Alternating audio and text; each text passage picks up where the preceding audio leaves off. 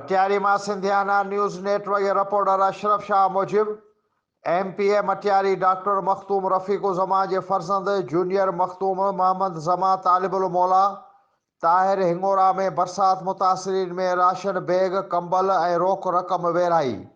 उन मौके ते जूनियर मखतूम मोहम्मद ज़मा तालिबुल मौला ॿुधायो त बरसात मुतासिर ग़रीब माण्हुनि खे सीअ जे सख़्त लहर दौरान कंबल राशन न हुअण ऐं बेरोज़गारी जी तंगी हुअण सबबि ग़रीब घराणनि खे रोक रक़म कंबल राशन ॾिना आहिनि, जेके पंहिंजी मदद तहत विरहाया आहिनि। हिन वधीक चयो त हिन वक़्तु इंसान ज़ात जी ख़िदमत करणु ज़ात पात ऐं सियासत खां विसारे इंसान ज़ात जी ख़िदमत करण खे इबादत सम्झा थो।